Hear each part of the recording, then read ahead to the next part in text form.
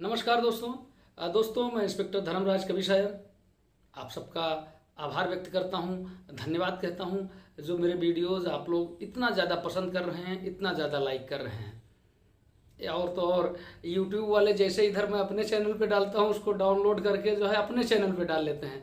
तो आज का जो वीडियो है वो मैं किस लिए लाया हूँ, मैं ये बताने के लिए लाया हूँ कि जो पुलिस भर्ती में मेडिकल होता है उसमें बहुत सारे सवाल आप लोगों के रहते हैं। जैसे मेरे पास एक सवाल किया कि सर मेरे नाक की हड्डी जो है थोड़ी तिरछी है, मुझे मेडिकल में कोई दिक्कत तो नहीं होगी। तो मैंने जवाब दिया कि यार मेडिकल में तो कोई दिक्कत नहीं होगी, तुमको मेडिकल में कोई दिक्कत नहीं होगी। हाँ ये देख लेना शादी वादी में कोई दिक्कत ना हो तुम्हें। तो और जैसे मेरे हाथ की उंगली, एक उंगली हल्की सी टेढ़ी है या टूट के फ्रैक्चर हो गई थी और जो है एकदम सीधी नहीं है, इस तरह के बहुत सारे सवाल। मुझे जो है बिना चश्मे के 6x6 नहीं दिखता है, ये सारे बहुत सारे सवाल। तो मुझे लगा कि अगर एक एक कमेंट पर मैं रिप्लाई करूँगा तो फिर रिप्लाई करता ही रह जाऊँगा। फिर एक जो है कमेंट आई कि सर एक मेडिकल पर वीडियो बना दीजिए। हमने कहा ये भी ठीक है, चलो मेडिकल पर वीडियो भी बना देता हूँ जिससे आप सबकी शंका का समाधान हो कि मेडिकल में क्या क्या चीज़ देखी जाएगी, क्या चीज़ होने पर फिट हैं और क्या चीज़ होने पर अनफिट हैं। तो नोट करिए, सबसे पहले जो प्लेन एरिया के लोग हैं, जितने बॉयज़ हैं, सिपाही के लिए और दरोगा के लिए मैं बता रहा हूँ। मेन चीज़ अभी तो सिपाही के लिए ही है, लेकिन सिपाही दरोगा दोनों की फिजिकल और डॉक्टरी एक ही होती है।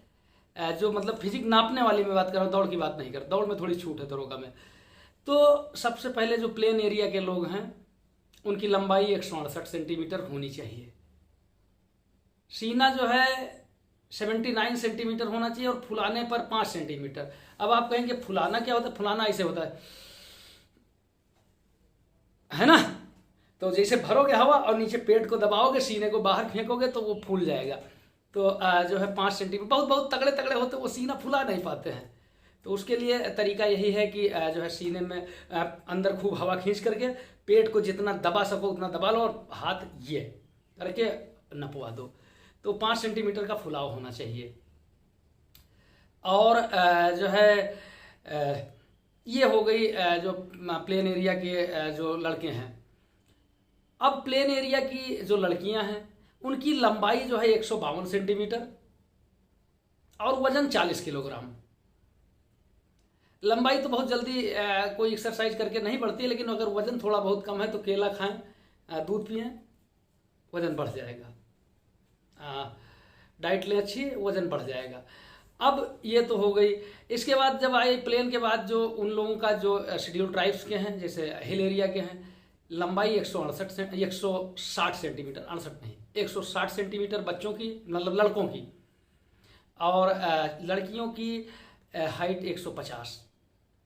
लड़कों का सीना 2 सेंटीमीटर की छूट है, उन्हें 77 बिना फुलाए और फुलाने पर जो है 82। लड़कियों का वजन लिया जाता है 40 किलो, वही है। तो अब आपने जान लिया लंबाई कितना होना चाहिए, वजन कितना होना चाहिए, सीने की माप कितनी होनी चाहिए। लड़कियों के लंबाई और वजन, लड़कों के लिए जो है लंबाई और सीने की माप, इसमें आप फिट हो गए। अब अगर आपको चश्मा लगता है, आप डर रहे हो कि हम मेडिकल में फेल हो जाएंगे, ऐसा कुछ भी नहीं है। अगर चश्मा लगा करके भी आप 6x6 देख पाते हैं, मेडिकली आप फिट हैं। जिनकी नाक की हड्डी टेढ़ी है ना, वो भी फिट है, वो भी निकाले नहीं जाएंगे। बस शादी वाला देख लेना यार। हंसी आ गई। और इसके बाद जो है नाक की हड्डी वाले हो गए। आंख वाले जिसका चश्मा लगता है और चश्मा लगा करके भी 6x6 दिखता है, तो वो फिट है। ये सारी जानकारी मैं अपने हिसाब से दे रहा हूँ, जो मुझे जानकारी है, कोई दावा नहीं करता हूँ मैं। बाद में आप इसी को आधार बना लो, है ना। तो लेकिन बस इतना कहता हूँ कि जो जानकारी देता हूँ वो इस विश्वास के साथ देता हूँ कि जो मैं सही समझता हूँ, और ज़्यादातर बातें मेरी सही निकलती भी हैं, ये भी ध्यान रखना। अब इसके बाद आई कि जो है शुगर है वो मेडिकली फिट है कि नहीं फिट है? वो मेडिकली अनफिट है। जिसको शुगर है वो नहीं लिया जाएगा, शुगर वाला नहीं लिया जाएगा। अगर कलर ब्लाइंडनेस है, कलर ब्लाइंडनेस जो होता है उसको पता ही नहीं चलता है, जो भी चीज़ होती है सब उसको दिखाई देती है, दूर दूर तक सारी चीज़ें दिखाई देती है, लेकिन वो कलर में फर्क नहीं कर पाता है। ऐसे लाल हरा नीला देख लेगा, लेकिन जब लाल हरा नीला जो टेस्ट वाला पेपर रखा जाता है उसको जब जो है दिखाया जाता है तो वो नहीं पहचान पाता है, और वो पता लिखा रहता है 36, उसको पड़ता है 63। तो जो कलर ब्लाइंडनेस है, कलर ब्लाइंड है, वो सेलेक्ट नहीं होगा। फिर इसके बाद जान लीजिए कि जो फुट फ्लैट है, फुट फ्लैट का मतलब जब आप पानी पर अपना पैर रखिए और उसके बाद फर्श पे चलिए, अगर आपका पूरा पंजा जो है फर्श पे छप जाता है तो आप अनफिट हैं।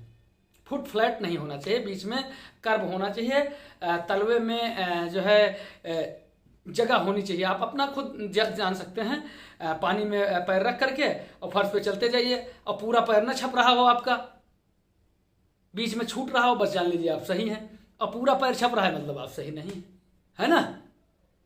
ये भी हो गया। इसके बाद अगर आपका घुटने टकराते हैं, एक दूसरे से घुटने टकराते हैं, तो जो है वो अनफिट बने जाते हैं। पैरों में असमानता अगर आपके है, पता लगा एक पैर पतला है एक मोटा है, तो भी आप अनफिट हैं। मतलब लगभग जो एक सामान्य होना चाहिए, कई बार लोगों का एक पैर दूसरे से बहुत मामूली सा पतला भी होता है, वो चीज़ दिक्कत नहीं होती है, लेकिन जो है विकलांगता नहीं होनी चाहिए। अब बहुत पूछते हैं कि विकलांगों के लिए आरक्षण क्या है पुलिस में, तो यार यही एक पुलिस की जो सर्विस है, इसमें जो है जो पुलिस और सिपाही और दरोगा के लिए और या फील्ड में काम करने वाले लोगों के लिए विकलांगों का कोई आरक्षण नहीं है। तो और मैंने बताया कि अगर घुटने टकराते हैं तो अनफिट है। तो जो लड़के जो है अब मेडिकल देने जाना, उनके लिए तो इतनी जल्दी घुटना सही करना संभव नहीं हो पाता है, लेकिन मुझे लगता है जो है अगर जिसके घुटने टकराते हैं वो दोनों घुटनों के बीच में सोते समय तकिया लगा करके हमेशा सोए, तकिया लगा के करवट सोता रहे, तो थोड़े दिन बाद जो है 2-4 महीने बाद, 6 महीने बाद, साल भर के बाद एक जो है आप लोग भी जो गार्जियन देख रहे हैं ये भी जाने, अगर आपके बच्चों के घुटने टकराते हों तो उनको करवट सोने की बात का बताएं कि करवट वो सोएं, और करवट सोने के साथ साथ दोनों पैरों के बीच में तकिया, घुटने में तकिया जरूर लगा लिया करें, तो वो धीरे धीरे शेप सही हो जाता है। ऐसा जो है जो लड़के जिनके साथ ऐसा हुआ वो लोग बताते हैं, तो मुझे पता चला है। ये कोई विज्ञान की बात मैं नहीं बता रहा हूँ, कहीं लिखा पढ़ी नहीं बात बता रहा हूँ, जो लड़के जिनको फ़ायदा हुआ है उन्होंने बताया वो बात मैं बता रहा हूँ। ये चीज़ है। तो नाक की हड्डी वाली हो गई, उंगली टेढ़ी है तो वो सेलेक्ट होगा। कहीं शरीर में चोट चपेट का निशान है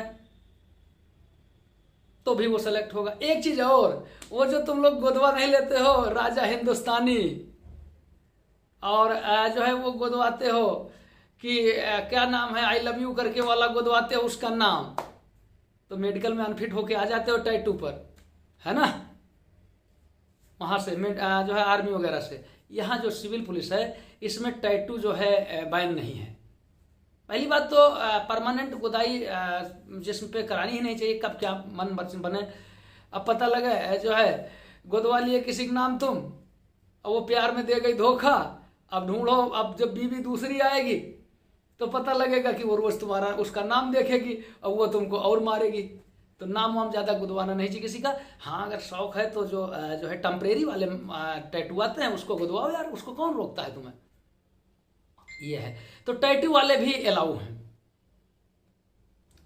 एक लोग और कहे कि हमारा एक दांत टूटा है तो क्या हम मेडिकली अनफिट तो नहीं हो जाएंगे। तो वही बात है यार, नाक और दांत वाले में कि शादी के लिए आप फिट हो, बाकी यहाँ अनफिट आप नहीं होंगे।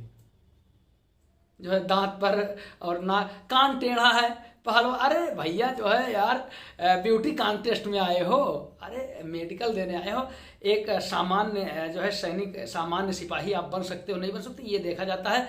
और मेडिकल में जो मैं दावे के साथ आपसे कहता हूँ, उत्तर प्रदेश पुलिस का जो मेडिकल होता है उसमें भरसक कोशिश मेडिकल बोर्ड की ये रहती है कि लड़का जो सिलेक्ट हुआ है वो ट्रेनिंग पर जाए, निकालने का बहाना नहीं ढूंढा जाता है। बल्कि उसको सिलेक्ट करने का प्रयास किया जाता है। तो ये सब बातें हैं। और जो है मेडिकल वाली बात मैंने आप लोगों को विस्तार पूर्वक बताई है। तो आप लोग ज़रूर जो गार्जियंस देख रहे होंगे वो अपने बच्चों को भी दिखाएंगे, बच्चे जो देख रहे हैं वो उस हिसाब से तैयारी करें। मुझे लगता है सारी चीज़ तो मैंने बता दिया है, कोई चीज़ छूट तो रही नहीं है।